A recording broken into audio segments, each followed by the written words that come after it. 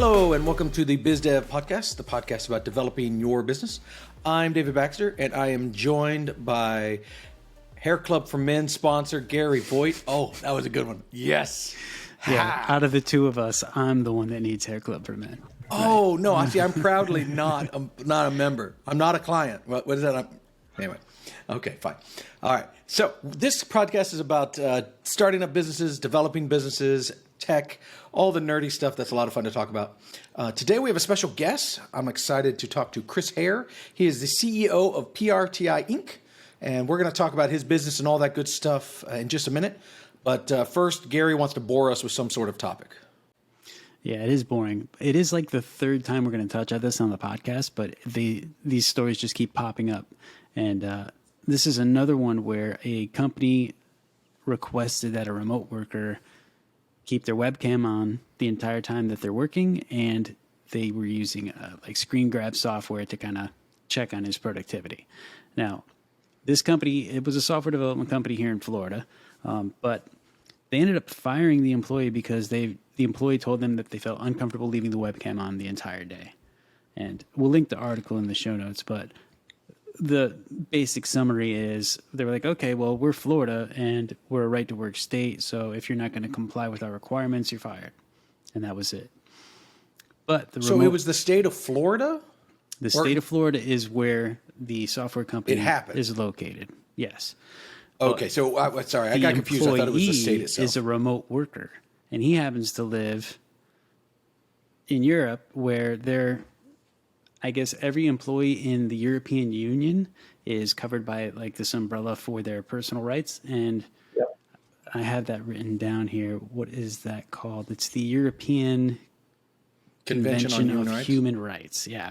And they have a lot more policies that protect employees.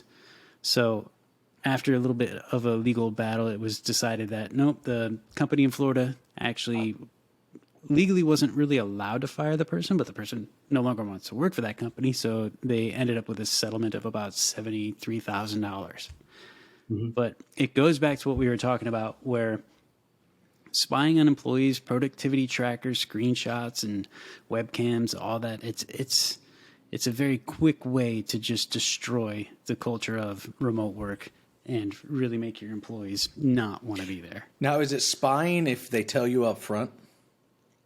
I just call it spying software because it takes pictures of your screen, at intervals set up by whatever the IT guy sets it up for, and then it reports back. Like the one article that we talked about with the AI software, it's basically spyware.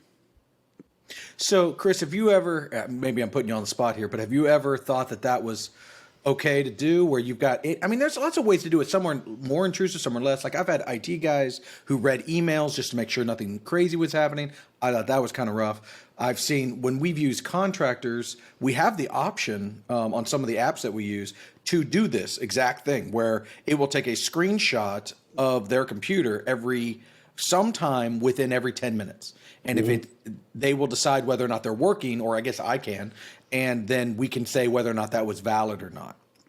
Yeah, I think there's a couple of things. Growing up in the UK and running teams in Europe, the right to work MO that we have in North Carolina, where I live, still doesn't make sense to me. I get it; it's the law, and that's okay, and that's helpful as an employer. As an employee, it kind of sucks. But it's definitely not part of my common sense that I grew up with in the UK or having teams in Scandinavia or Germany or elsewhere. In those days, it was a big deal that you almost scaled up or scaled down locations based on how hard or easy it was to retain and in some cases lose employees. The cost of closing down a facility in many cases in the telecom world that I came from was a determination of, okay, do I have to pay 1 or 2 years severance when I close that location and let someone go? There was no right to work or right to employment in that way. I think the challenge fundamentally, though, is it's about teleworking. Do you trust your team or don't you? And if you don't, you have bigger problems about whether or not you're spying on them. You just have fundamental issues with your culture. I think you have fundamental issues with how are you measuring and managing that employee? How do you determine what constitutes efficiency or productivity? And if that just relates to the fact that someone's clocked in and staring at their computer, then you've done honestly a piss poor job of managing your business. It's awesome to hear a CEO pretty much mirror the exact same thoughts Dave and I had on the same subject. That's awesome. So it's a shame, and I think after 2.5 years of COVID, I think that either we as an organization, as a country, as a world have figured out remote working, or we haven't. And I think the answer is still, in some cases we have, and in some cases we haven't.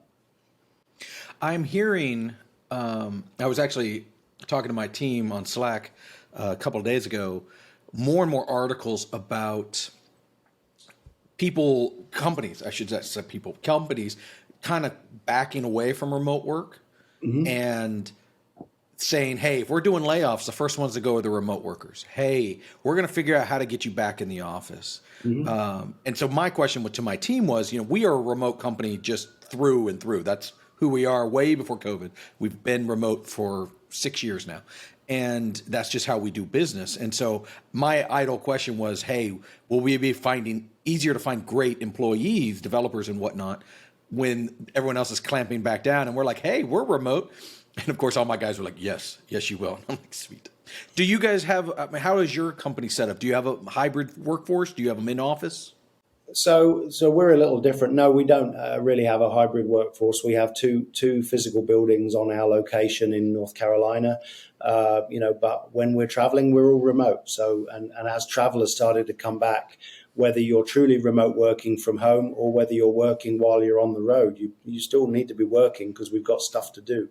We're very fortunate that our team is really a small group of very dedicated people, real professionals. They've all done big businesses and young businesses before.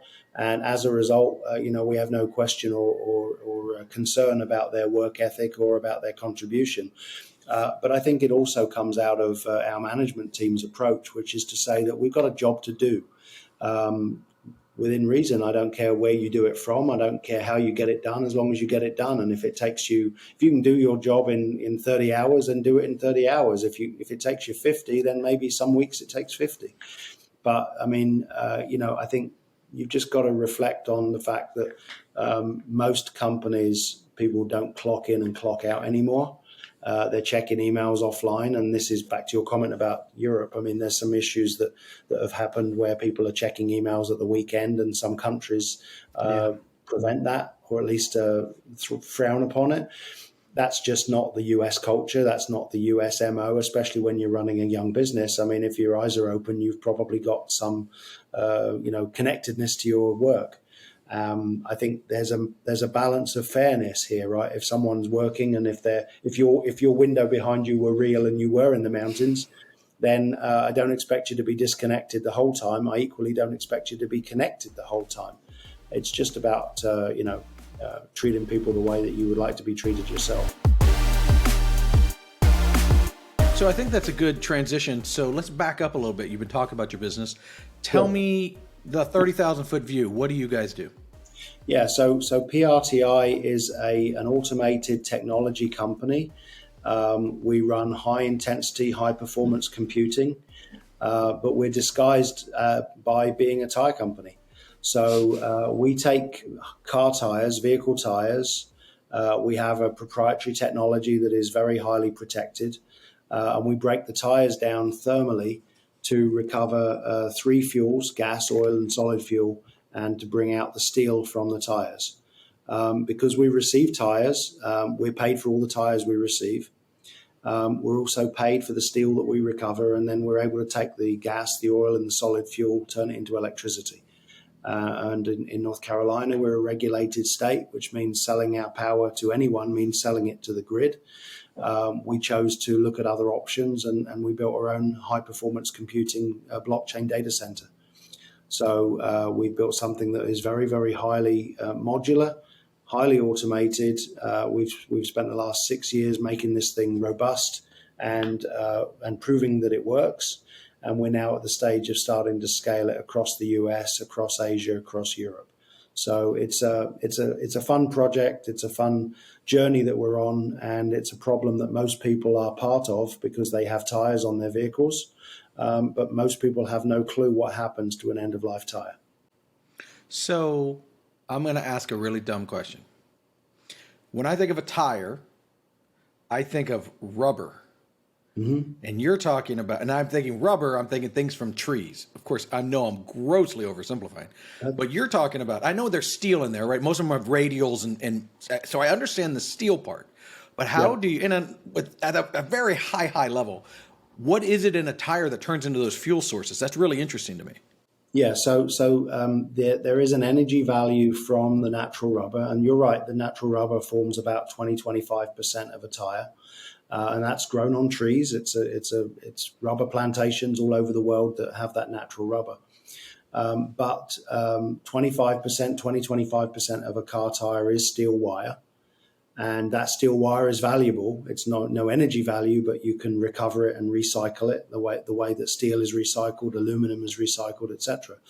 But about 50 to 55% of a car tire is petroleum and a bunch of other chemicals. But just look at the petroleum aside, right? So if you've got oil in a tire, liquid oil that becomes solid with other chemicals in the vulcanization process, that means a tire stays together on the road at 70 miles an hour. Then if you can figure out how to bring that oil out, and we have, then what you can do is some of that oil comes out in a gas form, some in oil, and some as a solid fuel. And we can turn all three of those into energy.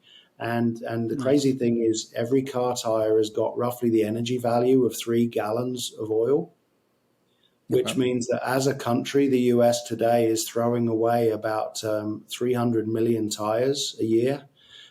So let's assume 100%. It's not quite 100%, but let's assume certainly a high percentage wind up in landfills. We're putting about 1 billion gallons of oil a year equivalent in landfills. Wow. So right now, everyone's throwing them away. That's what, without your company. Away. Yeah, there's some uses for them. There's a few percent that are used on sports fields, and there's a few percent used in asphalt and some other things, and some people use them as crumb rubber and burn them for fuel. But there's a lot of tires that wind up in landfills, and every one of those tires is going to be there 10 years from now, 50 years from now, 100 years from now, because tires really do not decompose. And it's like stored nuclear waste. It's going to be there forever. It's not going to go away. And what we figured out is a way to really recover value from that tire, but also recover energy that we would otherwise have to burn new fossil fuels to make. So your process is far more technical than I imagined from the beginning. Yeah, that's quite impressive, especially if you're taking something that's so non-recyclable. It's technical in as much that it's technical in as much that it's the way I say it is it's complex. It's not complicated. There are certainly steps to it, and if it wasn't different, if it wasn't unusual, we wouldn't have a lot of different aspects of intellectual property, patents and trademarks and things like that. But it is something that is modular and able to scale. So we've tried to keep it as simple as we can, as complex as it needs to be, but as simple as it can be. And that means we've got something that can really do good, we believe, around the world. So when you're melting down a tire, and again, excuse my ignorance because this is really interesting. So, and I'm asking just the first questions that come to mind. I'm thinking I've got this black rubber tire that's full of oil and steel.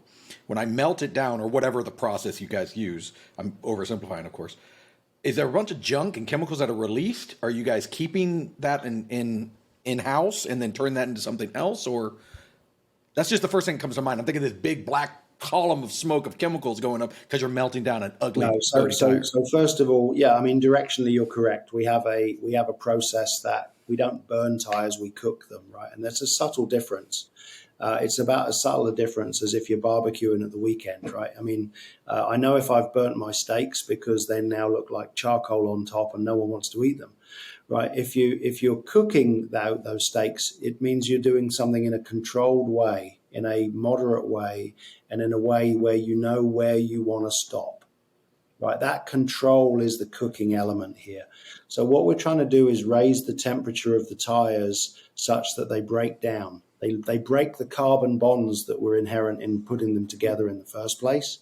But what's happening with those is that this is all being done in a sealed system.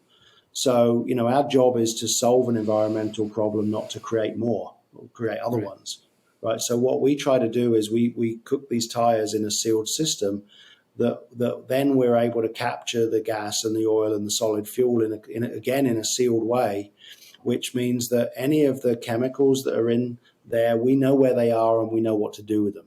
So, if you're processing, if you're running an oil refinery or a gas pipeline, there are always permitting requirements. There are restrictions on what happens with various chemicals. We have the same restrictions. So we've been operating with EPA, DEQ, and other permits for the last 5, 6, 7 years. And that's because we're looking to make sure that we capture and solve any of the chemicals that should not and must not be released. We do that in a very, very thoughtful way. But at the same time, what we're doing is we're breaking the tires down and recovering materials from them where there's almost no waste. Again, if you're harnessing the energy in doing it in the right way, you really don't want to have waste left over because you have to pay to get rid of that waste. So it's not only bad for the environment, it's also bad economically that you have waste left over because you have to do something with it. So your model is, as I understand it, you take the tire, you do your magic, turns into energy, and instead of turning that into publicly available grid energy, you guys keep it to run a data center? Yeah, exactly. It's our data center. It's part of our business. So it's all vertically integrated. But the reason that's important is that in North Carolina and many other US states, the power market is regulated. And what that means, simply put, is that if I'm selling my electricity, if I make electricity on our site here, I have to sell it to the grid. I cannot sell it what's termed behind the meter. So if my next door neighbor is a lumber facility, I can't sell him or her electricity. I could send them fuel. I could sell them fuel and they could turn it into power, but I can't sell them electricity. That's not permitted. That's not allowed.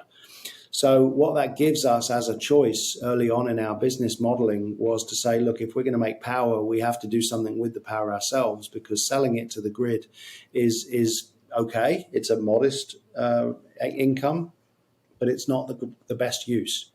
So if you look around the industry, and again, all of our whole team are semiconductor people or healthcare people or technology people from various different walks of life, we look at this and say, okay, what are some of the highest uses of electricity? And one of those high uses are high performance data centers.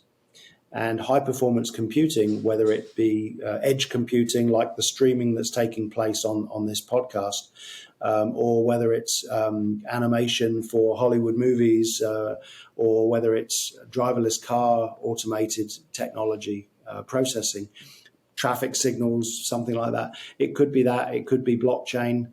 It could be cryptocurrency. The point is, any of these high performance uses of computers use power, and their goal is to run those efficiently. So in our case, what we built deliberately was our own data center that operates from the power that we make from fuel from tires. So that vertical integration is important to us, and it's a model that we expect to continue as we build this business out across the US and elsewhere in the world. Have you found that you typically have a surplus of energy to power the data centers, or do you find ever that maybe you have so much computing going on in these data centers that you actually need to process more tires faster in order to, keep them? So when you're building a modular, so this is like a Starbucks problem or a McDonald's problem, right? I mean, if your Starbucks is full, what do? Do you build a bigger Starbucks or do you build another Starbucks? Okay. Right, you build another one, right? People, you don't see, and the same with any franchise type license model type restaurants. Typically, they go where the people are, right? So in our case, yes, on our site today, we have a site that takes the power that we make and runs the data center with the power we make. But if you're processing a couple of million tires on a location, and there's 300 million a year that the US throws away. You just need more sites. So you basically right size the site and the power creation with the power consumption such that the data center size lines up with the power that's being made. And if you have more tires in your community than you can possibly process on one site, then that probably means you need to go about 50 miles away and put on another site. And that's really our approach, is to see this as a very modular, cookie cutter approach business that can be really attached to most of the communities in the US where the people are. So are you guys, at the end of the day, are you competing with like AWS and Azure, or are you contracting and saying, hey, you can put your computers in here and we'll just power them for you with our cool power supply? Like, how does that work? Yeah, it really depends, and we don't tend to get into the weeds of exactly Sure. how we work on a case-by-case basis, but we don't really operate what I would term a hosting business as a data center. This is much more about a decentralized verification opportunity. So, whether it be edge, whether it be blockchain, there's lots of independent data centers where they are renting their computing capability to a network. And that network, whether it's processing, movies, for edge streaming into the community, edge delivery, or whether it's blockchain transactions, it doesn't matter. What matters is that we see this as one of the highest uses of the power that we make from tires, and that may change over time and geography, because some parts of the world, the economics are different.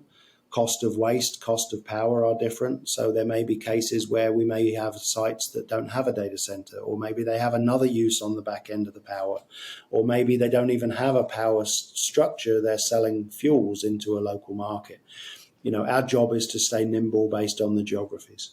Let's say instead of building a site and a data center in one specific spot, is there an opportunity to bring the actual tire processing to create the energy to an existing corporation or company that needs the power for their data centers?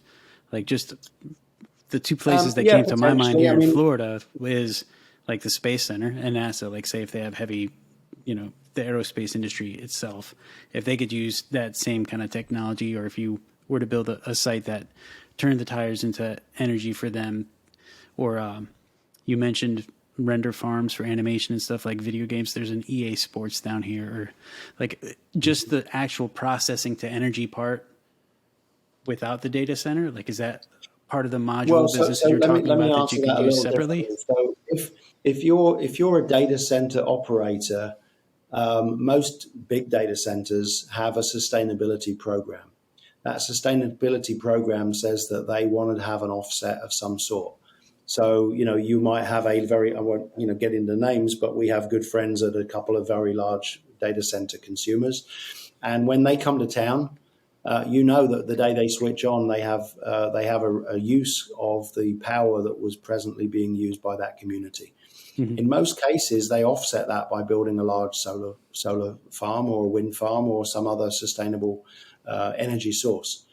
That's kind of the non-greenwashed approach to saying, hey, we actually want to have power and we don't want the local community to hate us. We want to actually help maintain power and do it in a green way. Okay, that's great. So look at it this way. If you're a large data center operator and you're looking for a way to power your data center, maybe initially you're running off the grid. But if you've got to put the capital to work to build a solar farm or to build a wind farm or plug in and do hydroelectric, then an opportunity is to partner with us where we would bring the PRTI location or even multiple locations to that vicinity in order to not only give you power, but also solve an environmental problem at the same time. Yeah, and that's what I was asking. So you have the ability to just bring that energy processing to an existing company's data center. Okay, cool. David, your question? No, I think you answered it. I mean, your company, and this will be the last one before I start getting into specifics about how you started and whatnot, but your company is primarily a power generation company through the tires.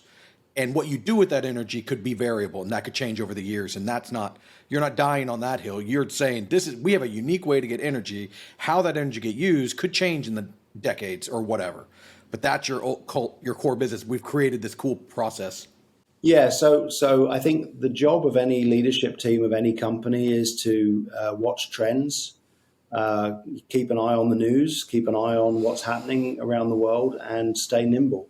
And I think that anyone who gets stuck in a mold of, okay, here's my business and I'm going to stick to it and do it until the end of time is fooling themselves. So our job is to stay nimble, stay proactive, reactive in some cases, but proactive generally, and try and stay ahead of the curve. Really, this is an automated technology company. So I grew up in an industry that predated IoT. So the Internet of Things is what it's called today. We're really a low latency IoT company that has an automated process to solve a waste problem. And the fact that we are then taking that and turning that into power for our own vertically integrated data center, that's just today's version. It's very much a case of having modular, scalable, automated, remote managed system that happens to solve a problem on the front end that today includes tires. Okay, so now I want to get into like the biz dev focus kind of questions, because this is so fascinating to me. So you were the CEO, not the founder. I believe you clarified that before we started. Yep. So I am curious how this came to be, because most founders, most companies, and I'm speaking a bit out of turn here, but most of the time they have an idea and I can do X, and I'm going to start a company that does X. But this is like 17 ideas all stuck into one really cool application. Like when the founders started, and have you been with the company since the beginning, or okay? Pretty close. So what was the original passion idea that they were trying to get on paper? Was it, I can do this thing with tires? Yeah, so it's a bit more complicated than that, like you'd expect it to be.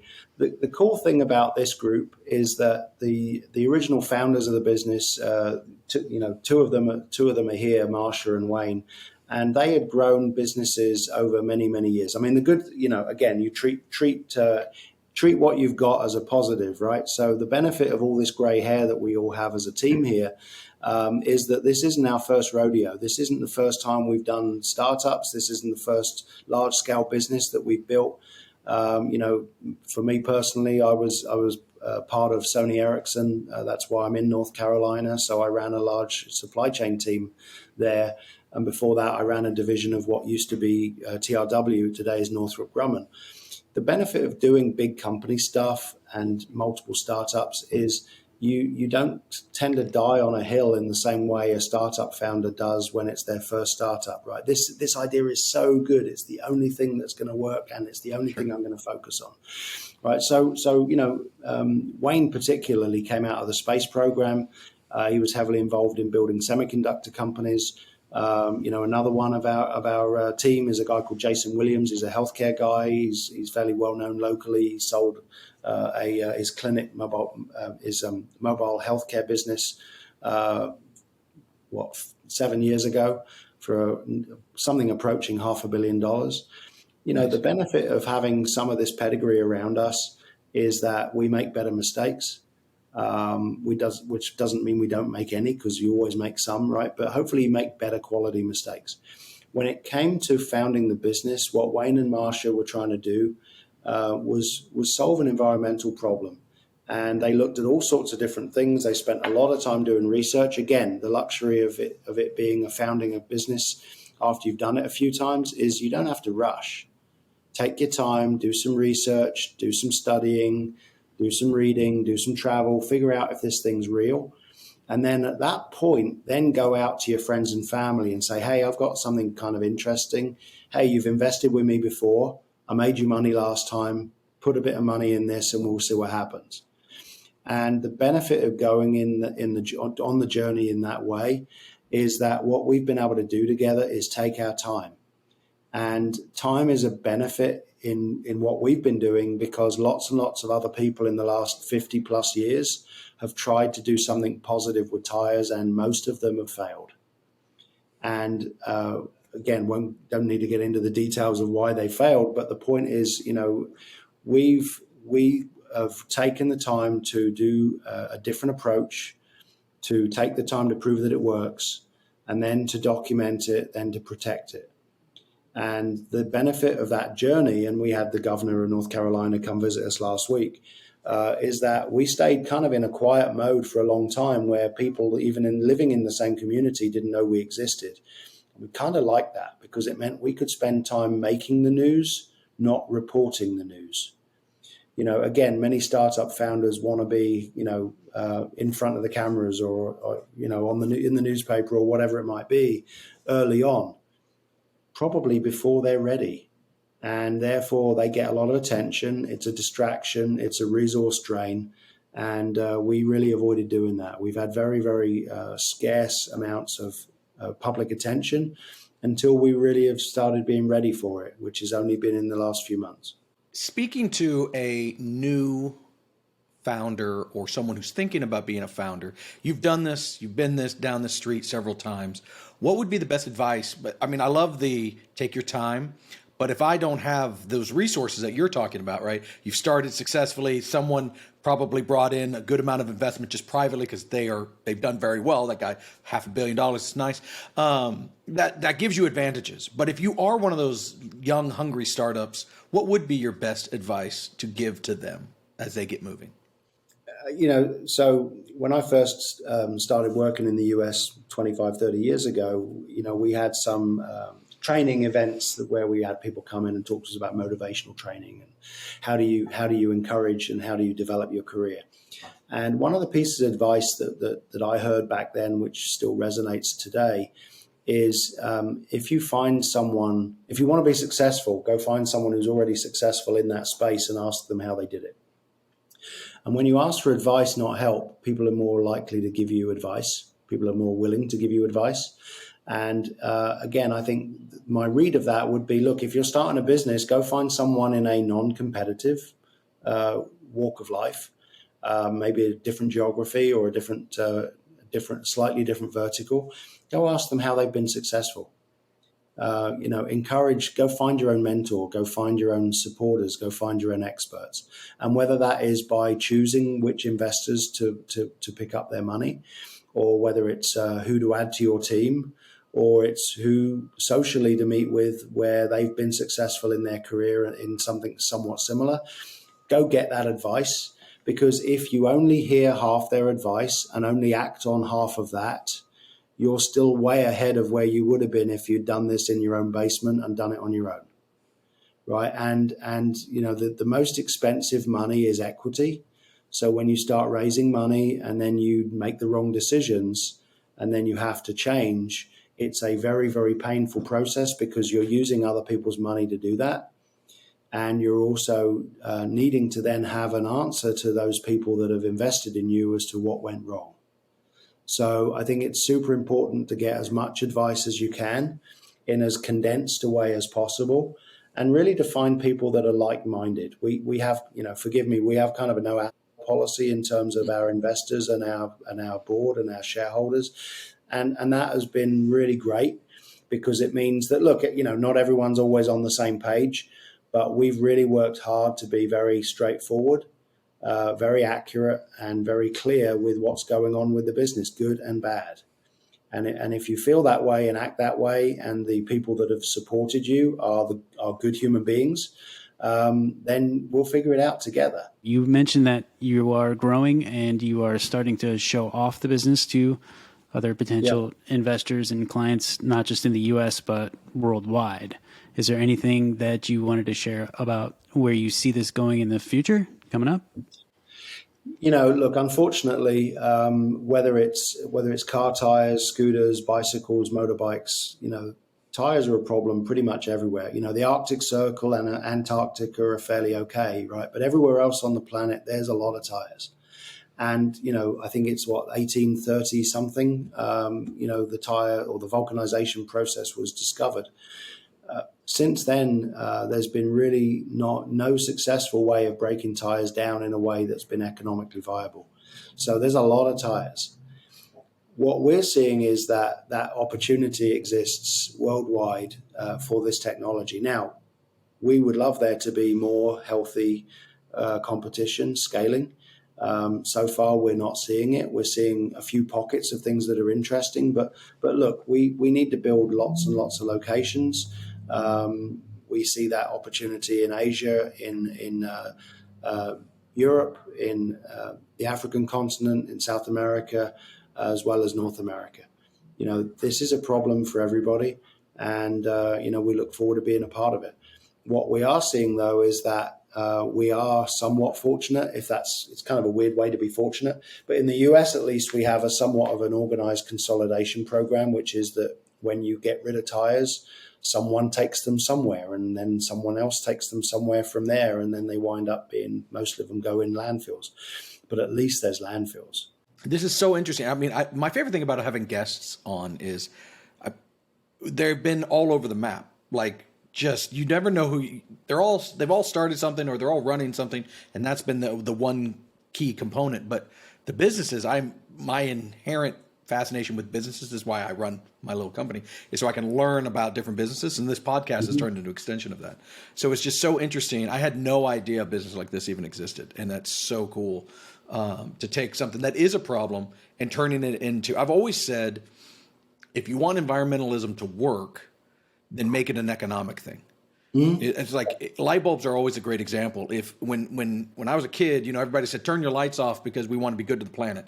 No one listened, except for they wanted to save money, right? And then they said, oh, change your light bulbs. Well, now new light bulbs cost a tenth what the power out of them. And so people are like, oh yeah, I'll change those light bulbs. You make it economic, people will get green. Same with, another thing I've always said, if you want to see change in this world, make gas $5 in America. And because we just hate expensive gas for whatever reason. I think it's just because you see it when you're driving.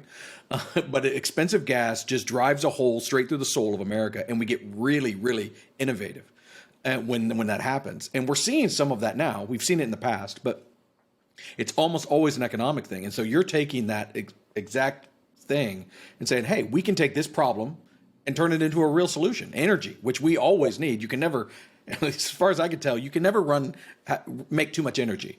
And so you guys, I think it's such a neat. I think, look, whether it's an environmental business or any business, right? If it has business in the name, it's supposed to be economically viable. When I've worked with startups, especially really young ones, straight out of college or maybe still even in college, often I would hear a similar vein of, I want to build a company and give away my service. Mm-hmm. And I would have this conversation with them over and over again. There is no business if there is no business. If you give away everything and you make no money, you don't exist. You can't give away something you don't have. And it's almost like I have to change their direction to say having a business and profit is not a bad thing. That's allowing you to do some great things that you want to do. But until the business is in of itself a business, none of those great things happen. And you're simplifying that. Business has got to be fun. You've got to enjoy doing it, because sometimes it sucks and sometimes it's really hard and sometimes it's pure fun. And if it's not mostly fun, then you're not going to sustain yourself through the dark days. I think that you've also got to make sure that you stay nimble, because your business is changing. The environment's changing. And I think the last 2-3 years, we've all seen a world that's changed. So if human beings don't like change very much, even though it's an inevitability, just recognize that you have to be at least watchful for it and embrace it as much as possible. And I think having a cause like yours as a motivating factor is also good to have behind your back as well. Because, at the end of the day, you're still doing something that's going to help people and probably going to help the environment and the earth too. Yeah, and have like-minded people around you that feel the same way. Because if you're having fun and they're having fun and you're doing good, you're probably the same kind of people in the first place. All right, Gary, if anybody wants to ask any questions or get in touch with us, how would they do that? They could always just send us an email at hello@thebigpixel.net, or they can reach out to us on any of our social media platforms. We're on all of them. Or you can make a comment down on our YouTube page where this podcast is broadcast. Or I shouldn't say broadcast, uploaded, posted, whatever. Come on, right? Use the right vernacular. You can find us where we are, and we're everywhere. No. Fair enough. Chris, thank you very much for joining us today. Appreciate that. Thank you very much, both of you.